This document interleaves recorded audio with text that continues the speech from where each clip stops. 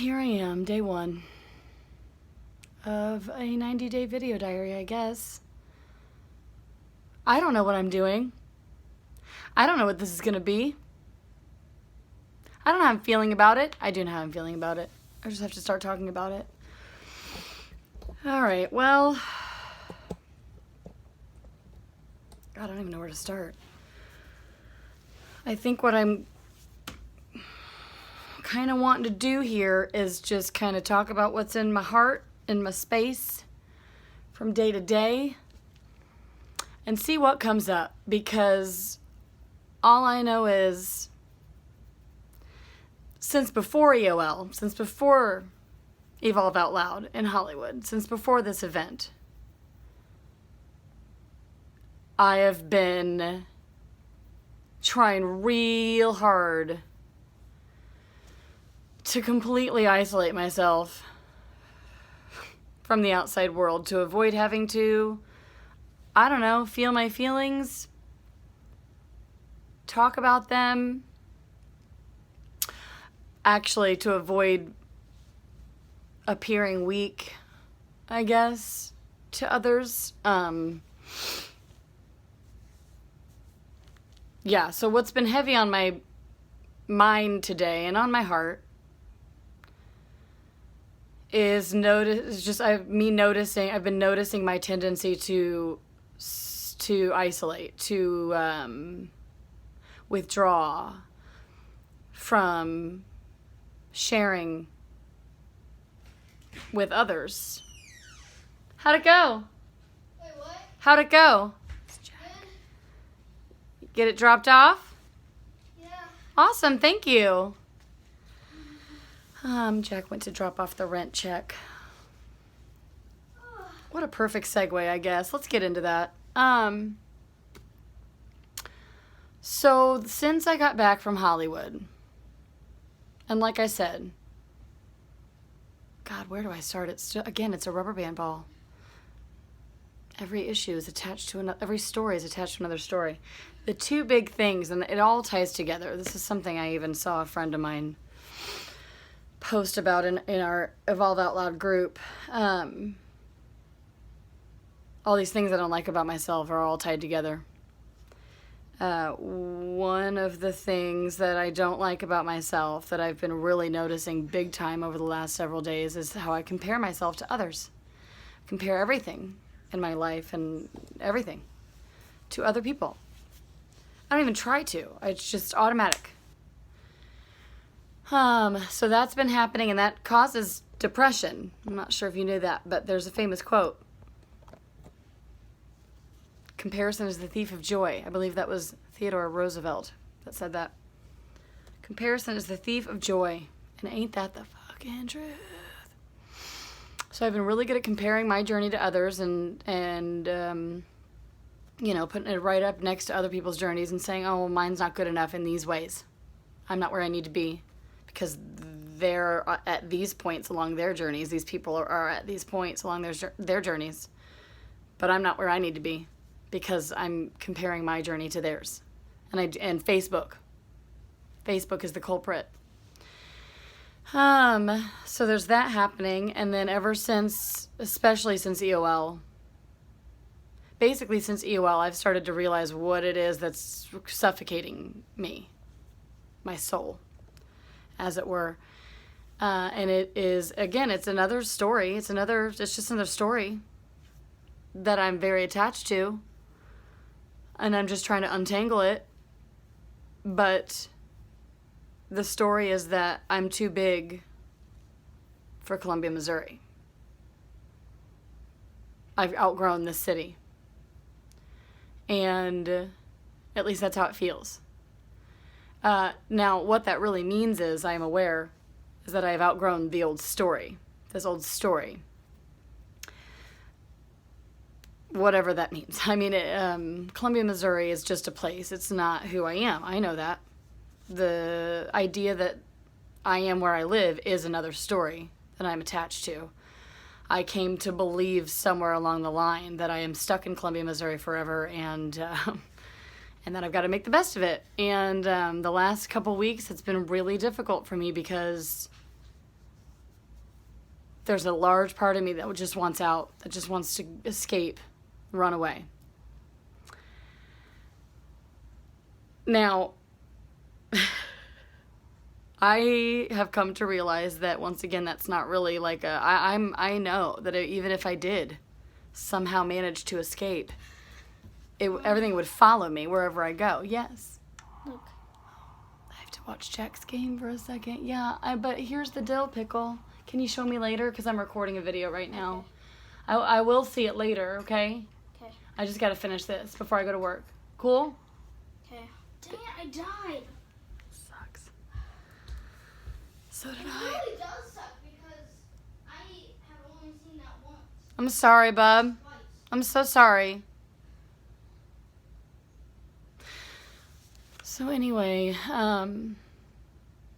yeah, I've played with that for the last couple of weeks, this idea of, what if I got out? What if I moved somewhere else? Was that even an option? And of course, almost every time that thought pattern begins, it ends with, it's not an option. Because my son is here and his dad is here and I can't leave my son and I can't take him away from his father.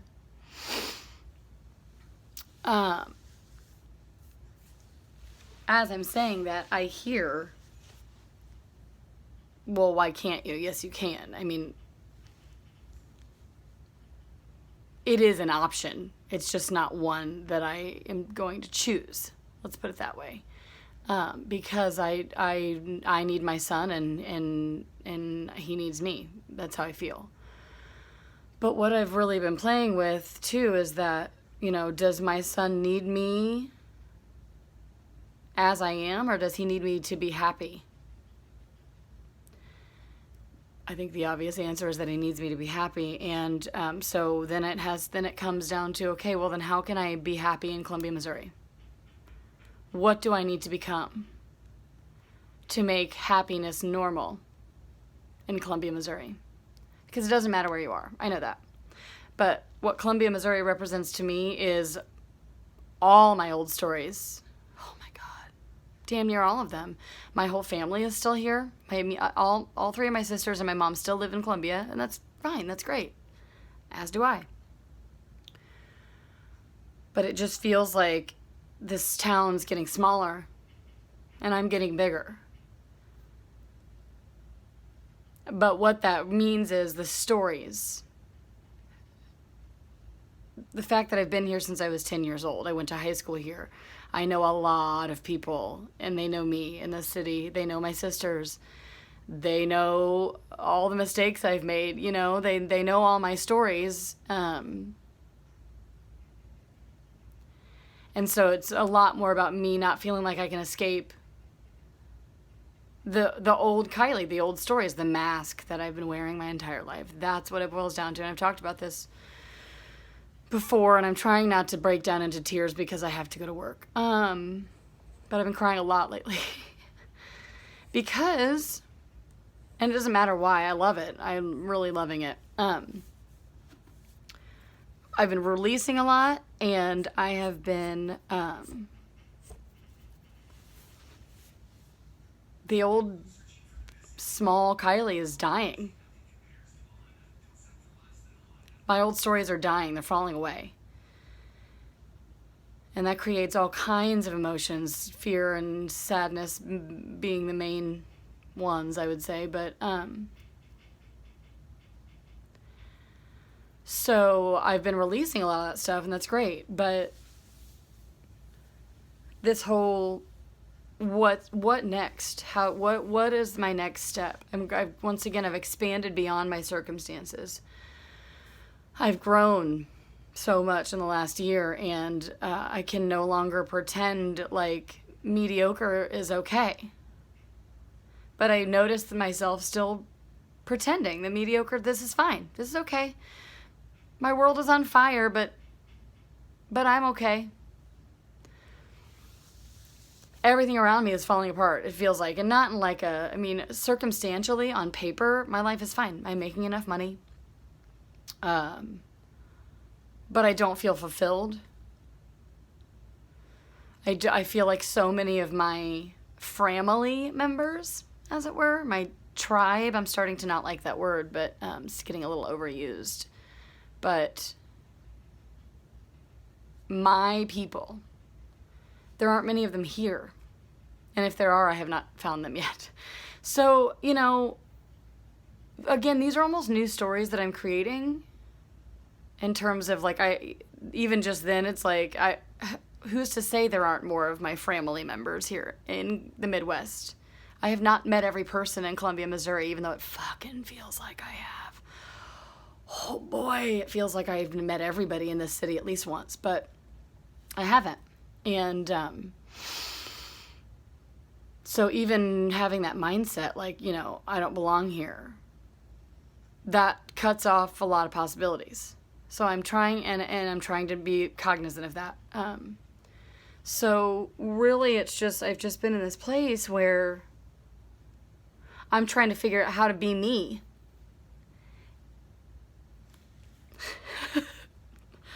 Me, without all the stories, without being an identical twin sister, without being one of two sets of twins in my family, without the alcoholic father, without the codependent mother, without my codependency, without, my need to perform to make everybody, and without my need to manage everybody's feelings. Just be me freely, express myself, create without fear, all of that. It's proving to be very difficult for me to figure out a way to do that.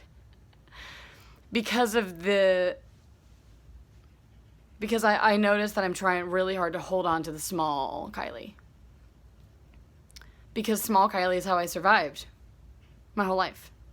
How I survived the pain of the childhood that I had. How I survived the pain that I went through as a young adult, through my divorce, through my breakup, through my car accident. Staying small was the only way to survive for me.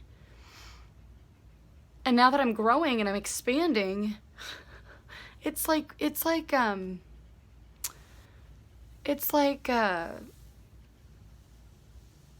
almost said Little Mermaid. It's like Alice in Wonderland. I've eaten the cake, or the mushroom, or whatever it is. That I think the cake makes you grow bigger. Fixing my hair, and the mushroom makes you grow smaller or something. I don't know. I've been eating mushrooms my whole life, I guess. And I ate a big old piece of cake at Evolve Out Loud, and I'm trying to fit through the door. I'm still trying to fit through the door into Kylie's little small land, but I don't fit anymore, and it's hurting me. It feels great too, but it also hurts, because I'm still trying to squeeze myself into the old small stories, and I don't fit anymore.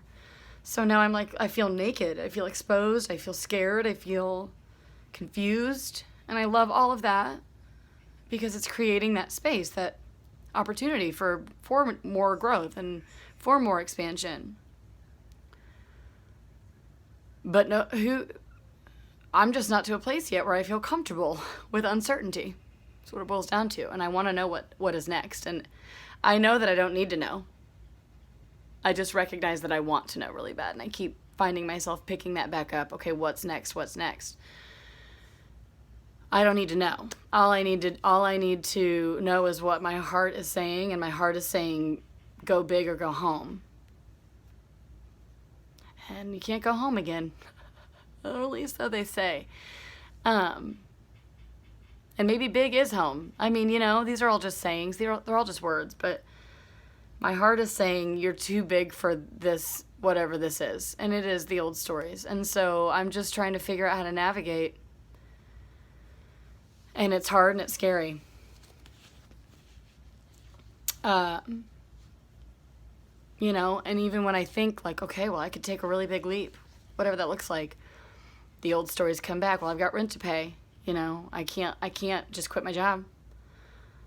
And these are all the old stories that held me back my entire life. And I keep noticing that I'm trying to go back to them.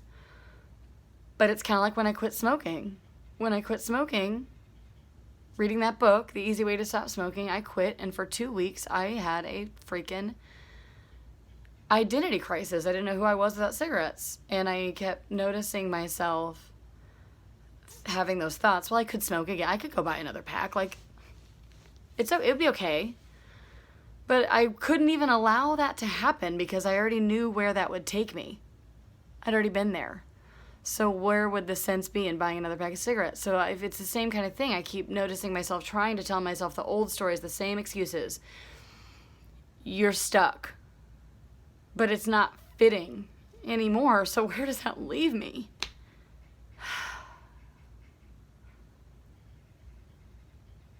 A mess.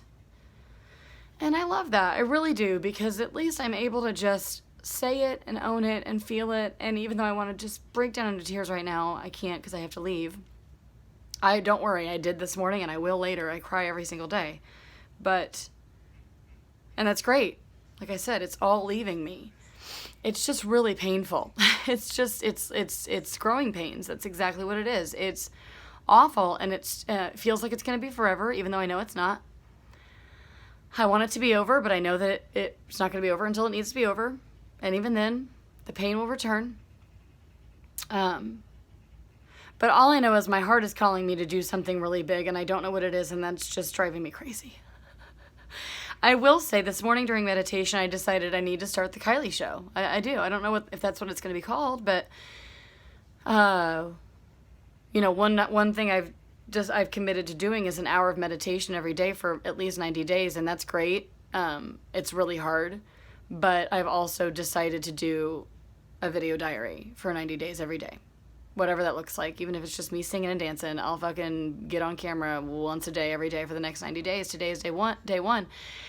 And so, that said, since I've decided that I have to start my own show, you can do that from anywhere. I know that. So I've got a camera and I've got the internet. So here we go. But I've kind of decided to start it out with this video diary and just see what happens. Because all I know at this point is that I need to be on camera and I need to be speaking my truth. I just, when I start to think, okay, well, I need to start a show. First of all, thinking of it that way isn't really going to help me at all because then I'm putting pressure on myself.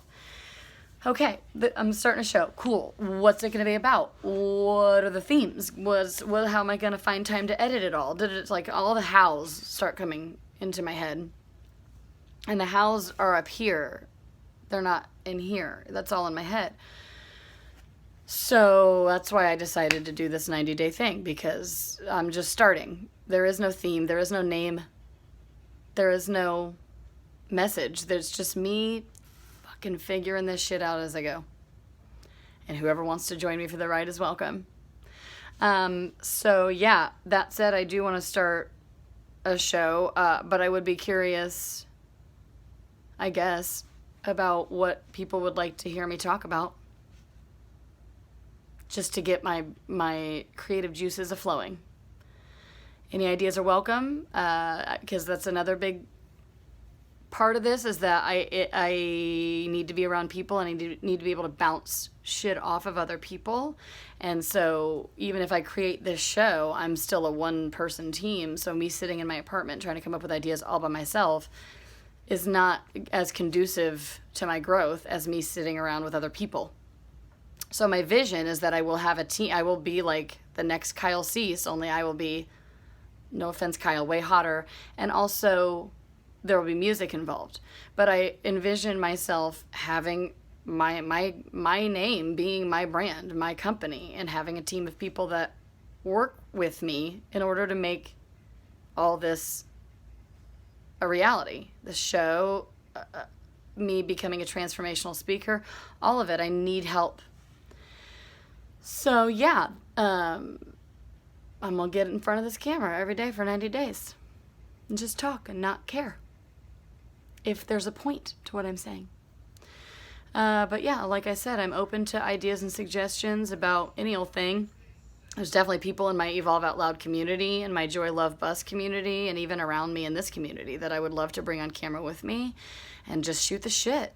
Because that's really where I shine. That's really where we all shine, is when we're connecting with other people. So I have ideas. I just kind of, again, starting is the hardest part. And here it is, day one. Starting. So that all said, I need to go because I have to go to work. And I love that. And I love you. And Kylie, I love you. Good job, girl, for getting on this camera. I didn't want to. I was like, that's how I felt. Till I hit record and I was like, fuck it, here I go. So here I went. Thanks to all of you, all two of you, for watching. And for now, I guess I'm going to post this on Facebook and YouTube, but eventually I'll be moving to YouTube Live. Hashtag accountability, baby. All right. I love you. Bye.